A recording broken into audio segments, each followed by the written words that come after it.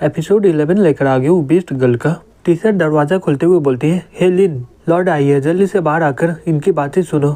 Lord बोलती है, जाने से पहले नॉक तो करो। लिन बोलता है, मैं पैंट नहीं पहना हूँ, प्लीज आप बैठ जाइए। टीचर गुस्से से बोलते है, तुम। लॉर्ड बोलते है, कोई बात नहीं, इसे बैठने दो, वैसे भी ये बहुत ही ज्यादा पतला और कमजोर लग रहा है। दूसरी तरफ बे और मियो अपने मन में बोलती है, लेकिन इसका छोटा भाई सही में बहुत ही बड़ा है। लॉर्ड बोलते है, मैं डायरेक्ट पॉइंट में आती हूँ, क्या तुम फैंग और उनके साथी लोगों से मिले हो क्या? लिन बोलता है, हाँ, उन लोगों के साथ मेरा मुकाबला हुआ था वहाँ पर। लॉर्ड बोलते है, लगता है कि तुम्हें उनका बैकग्राउंड के बारे में कुछ भी पता नहीं है। वो लोग यूलियन गार्ड का मेंबर है। वो गार्ड पर्सनल गार्ड होता है इंपेरर लोगों के लिए, और साथ ही साथ वो लोग हाई रैंकिंग के फैमिली से आते हैं। उन लोगों का पोस्ट बहुत ही ऊपर तक होता है, लेकिन तुमने एक ही बार में उन तीनों को नाराज कर दिया है। मुझे समझ में नहीं आ रहा है कि तुम लक्की हो या फिर अनलक्की। लिन बोलता है, तो लॉर्ड आप यहाँ पर मुझे पनिशमेंट देने आई हो ना? फिर वो अपने मन में बोलता है, ये उन तीनों के साथ नहीं है, तो शायद ये वो ड्रैगन के हड्डी के लिए आई होगी। लॉर्ड बोलती है, मैं तुम्हें बचा सकती हूँ, लेकिन मुझे जानना है कि वहाँ पर असल में हुआ क्या था। लिन बोलता है, जब मैं ड्रैगन को पकड़ने के लिए नीचे के फ्लोर में गया था, वहाँ पर मुझे बहुत ही बड़ा सीक्रेट का पता चला है। लिन बोलती है, कैसे सीक्रेट के बारे में पता चला तुम्हें? लिन बोलता है, जब मैं वहाँ पर गया था, वो दोनों लड़के वहाँ पर कर रहे थे। टीचर अपने मन में बोलती है, अगर मैं वहाँ पर होती तो ये देखने में सही में बहुत ही मजा आता। लॉर्ड बोलती है, सही में तुम्हारा कहानी बहुत ही ज्यादा यूनिक है। सेकंड राउंड का कंपटीशन कल सुबह स्टार्ट होने वाला है। आशा करती हूँ कि तुम मुझसे पहले तुम मुझे असली कहानी सुना दो। अगर तुम मुझे सेटिस्फाई कर दी है तो मैं तुम्हें अपना कॉन्क्यूबेंट बना दूंगी। लिन अपने मन में बोलता है, तो यंग मो इसी वजह से प्रमोट हुआ था, क्योंकि वो लॉर्ड के साथ वो सब करता है। टीचर वहाँ से जाते हुए बोलते हैं, हे तुम इस बारे में सोच लेना एक बार। लिन बोलता है, वो लोग चले गए, तुम लोग बाहर आ जाओ। मियो बोलते है, जैसा तुम्हारा मॉम है वैसे ही तुम हो, तुम यहाँ पर इतनी रात को किस वजह से आई हो? बे बोलती है, ओह तुम तो सही में बहुत ही अच्छी हो ना, इसलिए तुम बिस्तर में छुपी हुई थी। मियो बोलती है, हे तुम क्या बोली अभी? बे बोलती है, क्या तुम्हें सुनाई नहीं दे रहा है क्या? लिन बोलता है, शांत हो जाओ, यहाँ पर बैठकर बात करते हैं। बे उसके पास बैठ जाती है और बोलती है, तुमने सुना तो, लिन मुझे इन्वाइट किया है यहाँ पर बैठने के लिए। मियो लिन का हाथ पकड़ लेती है और बोलती है, तुम्हें जहाँ बैठना बैठ जाओ, हम लोग तो इसी तरह गले मिलते रहते हैं। बे उसे गले लगा लेते और बोलती है, मैं भी इसे गले लगा सकती हूँ, तुम अपने काम से काम रखो, मेरा लिन के साथ जो भी रिलेशनशिप है इसे तुम्हें कोई फर्क नहीं पड़ना चाहिए। बे बोलते हैं, निकल जाओ यहाँ से, मुझे इसे फर्क पड़ता है। हे लिन, ये लड़की को यहाँ से निकालो, ये दूसरे टीम की है। बे बोलते हैं, क्या दूसरा टीम का? अगर मैं वी का स्टोरेज पाउच फेंकती नहीं तो तुम लोग कभी भी जीत नहीं पाते। फिर वो दोनों गुस्से से बोलते हैं, हे लिन ये बताओ कि तुम हम दोनों में किसे चुनोगे? लिन बोलता है, क्या मैं तुम दोनों को चुन सकता हूँ क्या? वो दोनों चिल्ला के बोलते हैं, नहीं बिल्कुल नहीं। लिन बोलता है, वो देखो लॉर्ड फिर से आ गई है। वो दोनों दरवाजे की ओर देखते हुए बोलता है, क्या? तभी लिन वहाँ से जल्दी से भागने लगता है। मियो चिल्लाते हुए बोलती है, हे स्लाइम, जल्दी से दरवाजे को बंद करो। बे बोलते है, तुम यहाँ से जा नहीं सकते हो, पहले ये बताओ कि तुम हम दोनों में किसे चुनोगे? लिन बोलता है, प्लीज मुझे जाने दो, मेरा जो टैलेंट है, तुम दोनों का हालत बहुत ही खराब हो जाएगा।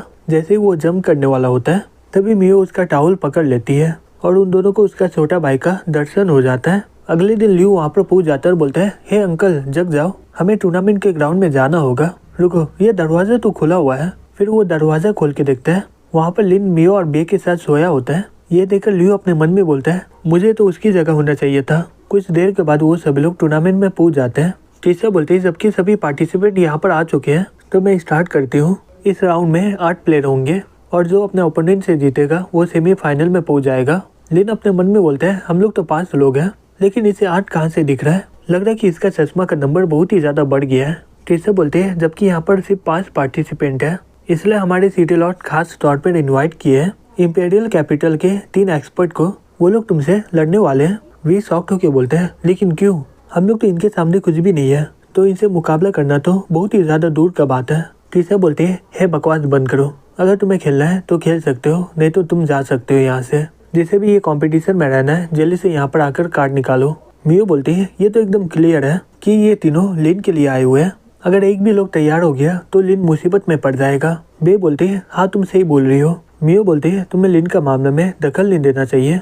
बे बोलती है, ये मेरा मर्जी है, अपना काम से काम रखो। दूसरी तरफ टीचर बोलती है, हे जल्दी करो।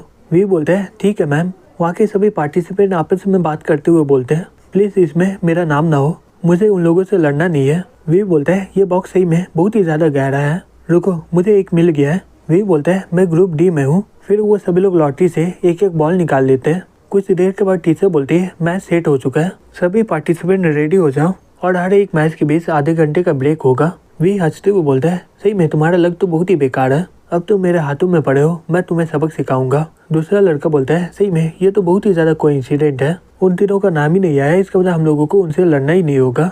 वो बोलता है ये लड़का सही में बहुत ही लक्की है, तीनों में से किसी का भी नाम उससे लड़ने के लिए आया ही नहीं है। फैन बोलता है मुझे नहीं लगता कि ये कोई लक है, ऐसा लग रहा है कि कोई इसे बचा रहा है। फिन बोलती है ये सही में बहुत ही ज्यादा इंटरेस्टिंग होते जा रहा है। दूसरी तरफ ल्यू बोलता है हे अंकल तुम्हें किसी तरह वी को मारना ही होगा। मियो बोलती है हम लोग का लक बहुत ही बढ़िया है कि उन तीनों में से किसी का भी नाम तुमसे लड़ने के लिए आया ही नहीं है, आज हमारा लक बहुत ही बढ़िया है।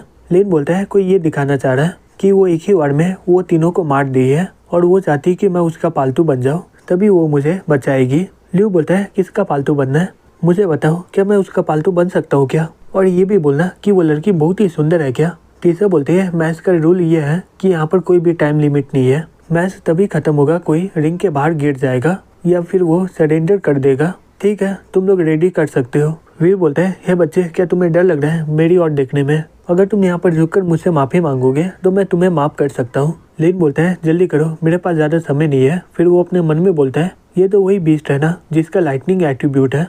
वीर बोलता है सही में तुम्हारे पास बहुत ही ज्यादा दम हो गया है ना, हे लिटिल पैंटी जाओ इसे मार डालो। तभी लिटिल पैंटी लिन को मारने के लिए उसकी ओर जाने लगता है।